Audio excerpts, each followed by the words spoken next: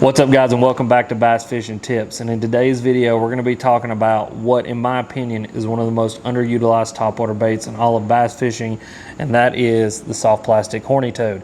This is such a deadly bait. It doesn't matter if you're fishing from a boat, from a kayak, or from the bank, especially you bank anglers. This is a deadly bait to have in your box or in your bag ready to go. This is, like I said, it's just so underutilized in my opinion. You don't hear a lot of hype about the old horny toad anymore. And so in today's video I want to break down the rod reel line setup that I'm throwing the horny toad on, the hook that I'm using, which ones I actually like to use, and then I want to give you guys 3 tips for fishing the horny toad that have helped me to get some really big bites and to utilize this topwater bait, to utilize this underutilized topwater bait to catch fish when sometimes I think other people might not be able to catch fish in a given scenario. And so without any further ado, let's get right into today's video and let's kind of break down the horny toad. So what exactly is a soft plastic horny toad? Well, here it is. It is essentially a soft plastic frog style lure. This thing is made to mimic the look of a frog, but obviously when we talk about frog fishing, we're not always going to be mimicking frogs exactly. A lot of the times we can be mimicking things like shad. Obviously this is in white, bluegill, or anything else that may be up on top of the water that the bass are eating. So just because it looks like a frog doesn't mean we always have to throw it when frogs are around, because a lot of times bass aren't eating frogs much of the time that we're throwing something that we would call a frog. A lot of the times it's either going to be bluegill or shad that they're pinned in on. And so as you guys can see, they got just a couple little tails on the back there. It kind of mimics like a speed crawl that even looks like, the Berkeley stink bug. It's just that V-shaped style tail. And what that does is going to give this bait a really subtle kicking, kind of gurgling action up on top of the water. And in my opinion, this is kind of falls in the same category as a plopper or a buzz bait, because it's a bait that you've got to get up on top of the water, get activated, and that you don't slow down. Unlike your traditional frog, where you can twitch it, walk it, scoot it, whatever it may be, across grass, or even if it's in open water, kind of walk the frog with it.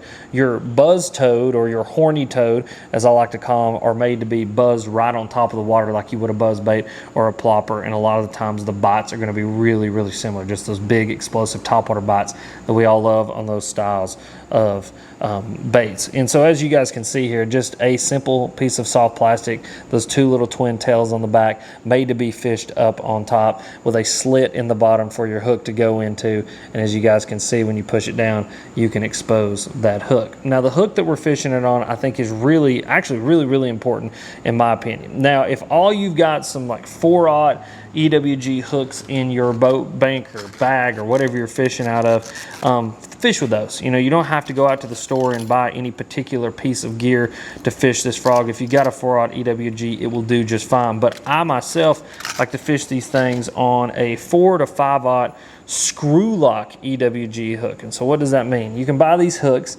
that come equipped with these little screw locks on the front. A lot of times you'll hear people, they'll fish, flukes on these or swim baits on these. A lot of times you'll call this a screw lock swim bait hook, but this one is completely unweighted. And you want it unweighted because obviously we're trying to get that frog or that toad up on top of the water and to get it buzzing across the top of the water. And so if you put a weight on there, that's going to make it a heck of a lot harder to actually do that. And so you want an unweighted screw lock style hook. And all you're going to do is you're going to screw that little screw lock into the nose of that bait, and then you're just going to rig that thing up like you would a normal piece of soft plastic, like a little Texas rig, pose that hook, and then you've got essentially a weedless topwater bait. And that's what I really love about this thing, is that you can throw it damn near anywhere. I mean, anywhere that you would put a fluke, you can put a horny toad, because it skips like a fluke. It's going to be weedless like a fluke, and so you can throw this thing around really thick lily pads and grass. You can skip it up under docks, bring it over lay down, skip it up under overhanging trees. I mean, just put it in so many different places that you can't put another bait like that. Even a buzz bait oftentimes will get hung up in that, where the horny toad will not get hung up. And that's kind of what makes it really cool, is just like a frog, you're able to present a top water style bait in an area where you normally wouldn't be able to present a top water style bait. And it all has to do with being able to pose that hook, Texas rig that bait. Now with the screw lock on the front, the big thing that's going to do for you is just give you a lot more bite on that hook. That screw lock really helps to compress that bait and get it out of the way, get that hook exposed. And a lot of times that thing's is going to run up onto that hook like that, and you're going to have a lot of hook travel in that hook, meaning just a lot of distance for that hook to be able to get into that fish's mouth, to penetrate that fish's mouth good, and to be able to get them out of whatever you're fishing around. Because a lot of the times, like I've said just now, we're going to be fishing this bait around really, really heavy cover, and so having a good stout, you know, screw lock hook that's designed for what we're going to talk about with our rod, reel, and line, and just designed to get it out of cover, that's the kind of hook that you're going to want. But like I said, if you just got an EWG hook in your box, you just bought a bag of Horny Toads and you don't want to go back to the store just yet, or you're waiting for your screw lock hooks to show up, you can throw that. But the screw lock hook is really just going to optimize this bait and help you to fish it really, really well. But that's kind of the breakdown of what exactly the Horny Toad is and kind of the hook that we want to fish it on. Now, as far as rod, reel, and line, I'm actually fishing my Horny Toad on the same exact setup that I fish my buzz baits on. And so that's going to be a 7.5 medium heavy fast action rod. This is a Fenwick Eagle rod. You don't have to get this particular rod, but it's just one of the rods that I love. It's actually, like I said, the one that I'm throwing my buzz bait on. And what I like about this rod is, even though it is a fast action, it's going to have a little bit more tip. You know, it's not going to bend too far down to the blank, but you're definitely able to get down to like the third or fourth guide down before this thing really starts to shut off into a backbone. And I like that for buzz baits, because oftentimes with a buzz bait, I'm not really hammering those fish super hard. I'm kind of just easing into them and letting the reel and the line do the work. And a lot of the times with the Horny Toad, I'm going to do the same exact thing, because one of the biggest things that I think plague a lot of people with the Horny Toad is missing the hook set. Because not only is this bait moving really, really quick and you're giving the bass a moving target, but then you've got that thing Texas rigged as well. And so that fish really has to get a hold of that thing, compress that bait well, and get that hook exposed to be able to get that hook into those fish's mouth. And then plus, like I said, we're going to oftentimes be fishing around some really heavy cover. And so if we're fishing around grass or something like that, there can even be grass in that fish's mouth that you got to get that hook through. But one of the things that I do is I fish it on 50-pound straight braid. Now, the reason I'm fishing on 50-pound straight braid is, number one, it's what I fish my buzz baits on. It's what I fish most topwaters on. I like straight braid with topwaters, because topwaters are on top, and anytime that I can have a direct connection to the fish and that I can really drive hooks in really, really well, I want to be able to do that, and you're able to do that with straight braid. And so that's one reason that I fish it. Number two is going to be the simple fact of cutting vegetation. You know, when we are fishing a Horny Toad or a frog or a punch bait or whatever it is, the biggest reason that we fish such heavy braid has nothing to do with the bass's size, or really even if we're fishing like heavy grass and we bring in 50 pounds of grass with the fish, it has nothing to do with the actual breaking strength of the line, but has everything to do with the, you know, aspects of the line and kind of the characteristics of the line that we're looking for. And so when you're fishing like that 50 to 65 pound braid, what that acts like as a saw. It is going to cut through that vegetation. And that's one big thing about fishing around vegetation, grass, lily pads, duckweed, milfoil, it doesn't matter what it is. If it's something that grows in the water, if you get a fish hung up in that, they can get you hung up in there and then they can come off. And so when we fish that straight braid, that braid, when we hit those fish and set the hook on those fish, a lot of times it's going to cut that grass out of the way. And then even if you get them hung up in that stuff, as those fish are like surging around that grass, that braid just acts like a saw and starts cutting that grass out of the way and can clear that grass and help you to get those fish into the boat, the bank, or the kayak, or wherever you guys happen to be fishing. And so I love that 50-pound braid because of that. But then number two, that direct connection. When I'm fishing this little bit lighter rod, I don't need as much of just a, you know, hook set to get a hook exposed and to get a hook into a fish. And so 50-pound braid with that medium heavy rod really helps me to fish that bait effectively and then be able to get a good hook set on those fish, because this bait is a little bit lighter. And so, you know, you can fish it on something like your frog rod. I'm fishing a 7.5 heavy for a frog rod, and so that rod might have a little bit too much just oomph in it to be able to effectively throw, skip, and just fish this bait as efficiently as I would like to. And so throwing it on something like a medium heavy really helps me to get that done. And then the reel that I'm pairing it up with is that Revo Rocket. This is a reel that I've talked about before on this channel, and it's the reel that I throw almost exclusively with all of my top waters, but especially anything that I'm buzzing on top of the water. And the reason for that is it's a 10 gear ratio reel. And so with that 10 gear ratio, you barely have to reel that reel handle to get those baits up and activated on top of the water. Buzz baits, ploppers, and obviously horny toads as well. And I just really, really love that reel because of that. You know, I've told this story before on this channel, but there was a day that me and my buddy were actually fishing the same exact buzzbait, same exact trailer, same exact rod, but 2 different reels, and I was getting bites and he wasn't, and it was because we were floating down a river, and you know, he couldn't keep up with his buzzbait because his kayak was obviously moving at his buzzbait, and he couldn't keep that buzzbait activated on top of the water very well because of that strong current, where with me, with that higher gear ratio reel, I was able to get that buzzbait activated, and I was getting bites actually fishing behind him because I was just able to activate that buzzbait, which got those fish's attention. And so when anytime, again, we're fishing anything that buzzes on top of the water, I'm going to be fishing that Revo Rocket because of that. And so that's my rod, reel, and line setup. That's kind of my philosophy behind why I fish it and kind of why I choose the different aspects that I do of this setup. Now, as far as the tips for fishing this bait, I think that these are super important in kind of really optimizing your time on the water with this bait. So number one is going to be treat it like a fluke. I said earlier, this thing, anywhere that you can throw a fluke, you can throw this horny toad. And really what I mean by that is put it in places that you can't put other topwater baits. You know, obviously our frog, just our traditional hollow body frog, we all love. It's a bait that I love, and I've talked about this before on the channel, but it's a bait that you can put in places that you can't put anything else that would be fished on top. Well, your horny toad is the same exact way, except for now you've got something that, you know, gurgles or is buzzed across the top. It's that quicker, faster paced style of fishing that you can put in places that you can't put ploppers and buzz baits and different things like that. And so really, really don't be afraid to put this thing in places that you really normally wouldn't put another bait. And that's really what's cool about it. As flat as it is on the bottom, this thing acts just like a good skipping stone. And so you're going to be able to skip this bait just like a madman. And it's a really fun bait to fish because it'll make you feel like the skipping master of the world just because of how easily this bait skips. And so skip it around docks, up over or up under overhangs and stuff like that. And then in that kind of same vein of thought, throw it where you have emergent grass, emergent vegetation, around lily pads. This thing is killer around lily pads because unlike your traditional frog that wants to kind of dig into them, this thing will just roll up over the top or even roll under, and you can just keep this thing activated and keep it moving and coming through those lily pads. And I have had some of the most aggressive, just ridiculous blow-ups in the lily pads with a buzz toad because it's a bait that you can effectively fish through that area where you can't fish many other things, even a hollow body frog. And then again, that's where that braid comes into play to cut those lily pads out of the way and to get those fish into the boat, the bank, or the kayak. And so put this thing in places that you wouldn't put other baits and pretty much anywhere that you would throw a fluke.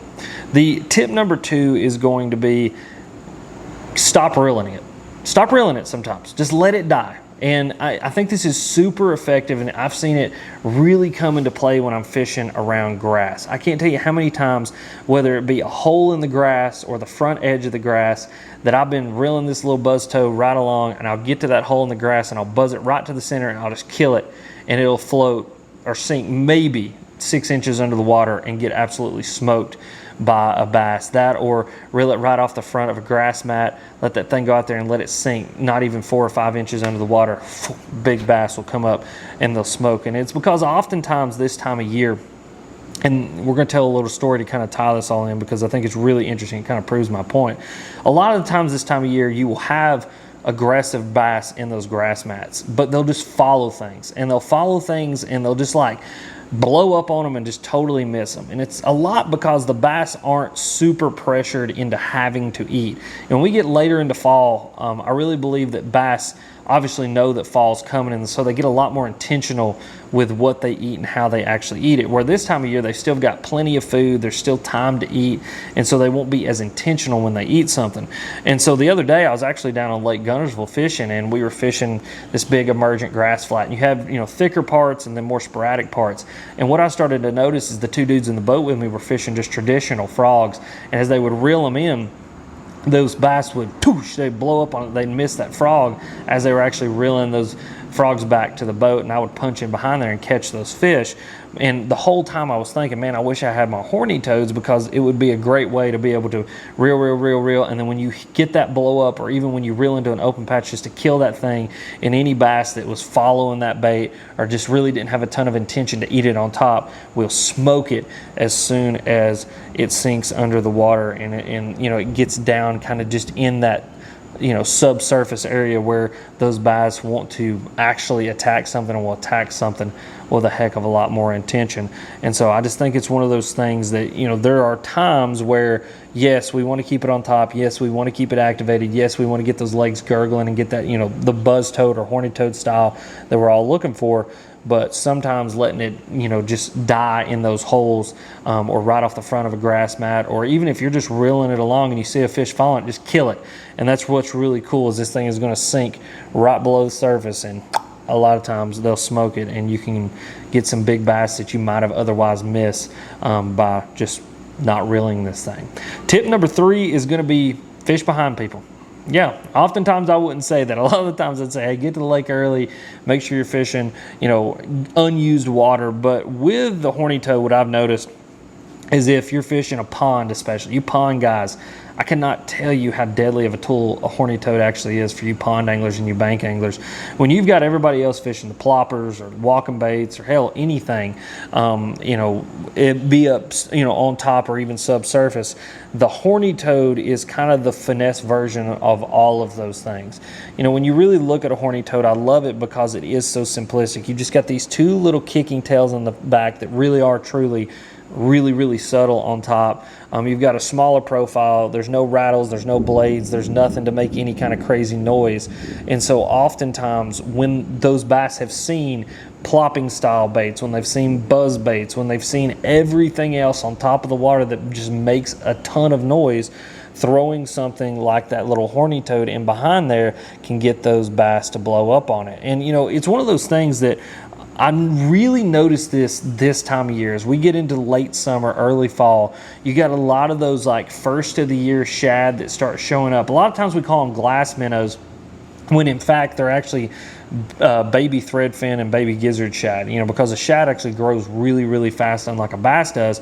And so a lot of those like glass minnows or those, you know, young of the year shad that start to show up, there's not a ton in our box that we can use to really mimic those little shad. And so, you know, this little horny toad does a really good job of that because of the subtlety that it actually has, and kind of really, you know, is not a super intrusive bait. And so fish behind people, and don't be afraid to pick this bait up and to go fish behind somebody that may be walking down the bank in front of you, or even fishing down the bank in front of you if you're in a boat or a kayak. Now, one thing I do want to mention is colors. There's 3 colors that I really like to throw in the horny toad, and what's funny is I don't actually have one of them with me. I went to go get out my horny toads, and I noticed that one of my favorite colors I don't have many of, and I guess it's because I fished through them all. I need to actually go order some off of Omnia.com. The first one's just going to be a straight white. I mean, you can't really beat a white. I'm kind of really simplistic when it comes to topwater baits. Oftentimes white, black, and then I'll have like, you know, a one-off color here or there that I like to throw. But the first one is going to be just a straight white. Anytime I'm fishing around shad, a straight white is going to be my first one that I pick up, and the one that I rely on the most to just go out there and to get bites. And like I said, oftentimes we're not mimicking frogs, so it doesn't have to look like a frog. Obviously white doesn't look like a frog. It does a really good job of looking like shad though. Then number 2 is going to be black. Like I said, I don't have any black ones with me right now. Must have fished through all of them, but just a straight black. Anytime that I'm fishing over grass or emergent vegetation or on a really sunny day, I'm going to fish a black. And then even if I'm fishing at night, I'm going to fish a black as well, because a lot of the times I just want to have a good profile for those fish to be able to see. And when you're dealing with a really sunny day, sun that's shining straight down on a grass mat or on a lily pad fill or whatever it is, that black is going to create a really good hard silhouette that those bass can see. They're going to be able to key in on it really well and be able to eat it. I mentioned this in another video that I did a couple days ago. You know, when you are dealing with a bass that you're already giving it a moving target. You want to give it every advantage that you can to be able to see that moving target really, really well and be able to eat it. And so like in lily pads or grass where you're already giving it a moving target, and then it's a sporadic moving target that they can only see every so often, like when it hits an open patch or when they just get a flash of it every now and again, giving them something they can really see, and all of that is going to help them to get them into the boat. And then the third one is going to be something like this. This is actually a color. This is called Glimmer Blue. And this is just kind of more of a translucent color with a little bit of flake in it. And this is a color that I really, really like when I'm fishing around kind of what I said, those glass minnows. I've noticed that when I'm fishing around like those smaller shad, those shad that kind of you are more transparent, or when I'm fishing around really, really finicky fish that don't really want to blow up on a more solid color like this, something with a little bit of translucence, with a little bit of flake, something that's just got a little bit of breakup in it, can do a really, really good job of getting bites. And you know, this is just something I've noticed. A lot of times I will pick this up when I'm dealing with really clear water, really pressured fish. And so like if you're one of those guys, like I said, when you're fishing behind somebody, because do fish behind somebody with this bait, because you're going to be able to pick up some bites that other people might not have been able to pick up one of these colors like that. Just something a little bit more translucent, something with a little bit of flake in it, something that just does a good job of obviously doing what a horny toad does, but is broke up just a little bit, because I think sometimes those bass kind of, they look for that, and they'll just, something about that in clear water especially, those bass will bite. But yeah, guys, that is the horny toad. Like I said, I think it's one of the most underutilized baits in all of topwater bass fishing. So go pick you up a pack on omnia.com. I'll have everything linked down below. And if you guys enjoyed this video, click this video. It's popping up right here.